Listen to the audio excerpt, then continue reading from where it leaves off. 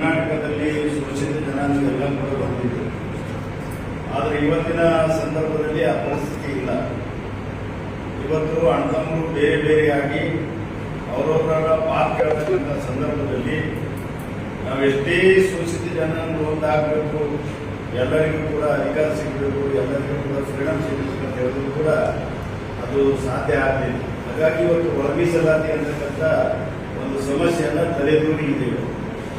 ಆ ಒಳಮೀಸಲಾತಿ ಬಿಡ್ತಕ್ಕಂಥ ಸಂದರ್ಭದಲ್ಲಿ ಕರ್ನಾಟಕ ಲೆಕ್ಕ ತಂದ್ರೆ 101 ಜಾತಿಗಳಿದ್ದಾವೆ. 101 ಜಾತಿಗಳಲ್ಲಿ 3 ಭಾಗಗಳನ್ನ ಇವತ್ತು ಕರ್ನಾಟಕ ಸರ್ಕಾರ ಮಾಡಿದೆ. ಒಂದು SC A, SC B, SC C ಅಂತ ಹೇಳಿ ಮಾಡಿದ್ದಾರೆ. ಅದರಲ್ಲಿ 101 ಜಾತಿಗಳು ಡಿವೈಡ್ ಮಾಡಿದ್ದಾರೆ. ಅಂಥದ್ರಲ್ಲಿ ಯಾವುದೇ ಒಂದು ಆಯೋಗ ಬಹಳ ಸಂಪೂರ್ಣವಾಗಿ ಮನೆಗೆ ಹೋಗಿ ಸರ್ವೆ ಮಾಡಿ ಎಲ್ಲ ಒಂದು ಜನಸಂಖ್ಯೆಯನ್ನ ಕೂಡಿ ಹಾಕಿ ಸರ್ಕಾರ ಕೊಟ್ಟರೂ ಕೂಡ ಸರ್ಕಾರಕ್ಕೆ ತನ್ನದೇ ಆದಂಥ ಒಂದು ಪವರ್ಸ್ ಇದೆ. ಅದು ಆಯೋಗದ ವರದಿ ಒಪ್ಕೋಬಹುದು, ಒಪ್ಕೊಳ್ಳದೆ ಇರಬಹುದು.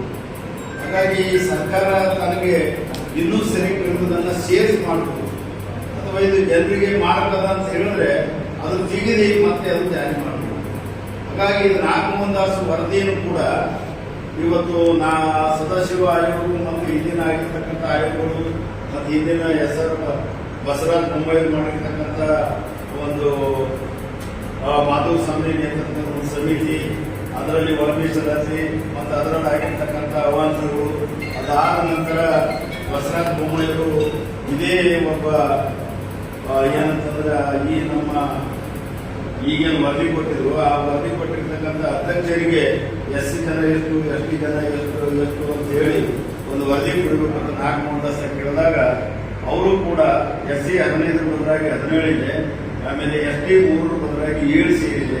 ಹಾಗಾಗಿ ಅಂತೇಳಿ 64-54 ಪ್ರಕಾರ ಶೈಕ್ಷಣಿಕ ಮತ್ತು ಜಾಬ್ಗಳಲ್ಲಿ ಏನಂತಂದ್ರೆ ಅವರು ಜನಸಂಖ್ಯೆ ಅನುಗುಣವಾಗಿ ಕೊಡಬೇಕು ಅಂತ ಹೇಳೋದ್ರ ವಿಚಾರವಾಗಿ ಬಸವರಾಜ ಬೊಮ್ಮಾಯಿ ಅವರು 2000 ಇದೆಲ್ಲ ಸೇರಿ 56% ಇದು ಮೀಸಲಾತಿ ಕರ್ನಾಟಕದಲ್ಲಿ ಆಗಿರೋದ್ರಿಂದ ಇಂದಿರಾ ಸಾಂಖ್ಯ 1992ರಲ್ಲಿ ಏನು ಮೀಸಲಾತಿ ಕೊಟ್ಕೊಳ್ಳಿಲ್ಲ ಆಯಾ ರಾಜ್ಯ ಸರ್ಕಾರಗಳು, ಕೇಂದ್ರ ಸರ್ಕಾರಗಳು, ಆ ಮೆರಿಟ್ಗೆ ಧಕ್ಕೆ ಕೊಡಬಾರ್ದು, ಒಂದು ಆ ಮೆರಿಟ್ಗೆ ಧಕ್ಕೆ ಕೊಡಲಾರ್ದಂಗೆ 50% ಮೀಸಲಾತಿ ನೀರು ಕೊಡುದು ಅಂತ ಹೇಳಿ ರೆಸ್ಟ್ರಿಕ್ಷನ್ಸ್ ಮಾಡಿ. ಹಾಗಾಗಿ ಇಂದಿರಾ ಸಾಂಖ್ಯ ಕೇಸ್ ಪ್ರಕಾರ 50 ಮೀರ್ತಿಲ್ಲ, 56 2 ವರ್ಷ ಸಂಖ್ಯೆ ನಡೀತಿ ಯಾರು ಕೇಳಿಲ್ಲ. ಅದಾದ ನಂತರ ಮೊನ್ನೆ ತಮ್ಮ ಅಂಬೇಡ್ಕರ್ ಸಂಘ ಅಂತ ಹೇಳಿ ಒಬ್ಬ ಸಂಘಟನೆ ಕಟ್ಕೊಂಡವ ಒಬ್ಬ ಕೋರ್ಟಿಗೆ ಹೋದ. 56% ಇದು ಕೋರ್ಟಿನ ತೀರ್ಪಿಗೆ ಪ್ರತಿರೋಧಾಗಿದೆ. ಹಾಗಾಗಿ ಏನಂತಂದ್ರೆ ಇದು ತಡಿಬೇಕು, ಸರಿಪಡಿಸಬೇಕು.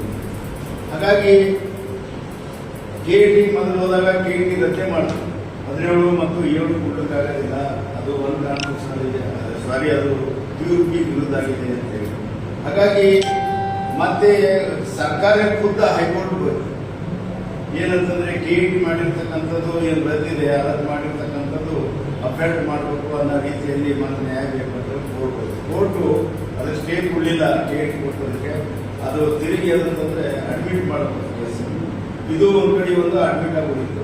ಇನ್ನೊಂದು 59 ಜಾತಿಗಳು ಅಲೆಮಾರಿಗಳ ಜಾತಿಗಳು, 59 ಜಾತಿಗಳು ನಮಗೆ ಸರಿಯಾದಂತ ನ್ಯಾಯ ಸಿಕ್ಕಿಲ್ಲ. ಒಳಮೀಸಲಾತಿ ಅಂತ ಸಂದರ್ಭದಲ್ಲಿ ನಮಗೆ ಸರಿಯಾದಂತ ರೀತಿಯಲ್ಲಿ ನಮ್ಮ ನ್ಯಾಯ ಬೇಕು ಒಳಮೀಸಲಾತಿ ಅಂತ ಕೋರ್ಟ್. ಅದು ಕೋರ್ಟು ಇನ್ನೊಂದು ಏನಂತಂದ್ರೆ ಅವರು ಕೇಸ್ ಅಡ್ಮಿಟ್ ಮಾಡ್ಕೊಳ್ಳೋದ್ರ ಮುಖಾಂತರ ಒಂದು ನೋಟಿಸ್ ಕರ್ನಾಟಕ ಸರ್ಕಾರಕ್ಕೆ ಒಂದು ನೋಟಿಸ್ ಜಾರಿ ಮಾಡಿತು. ಆನಂತರ ಸ್ಟೇ ಕೊಡೋದ್ರ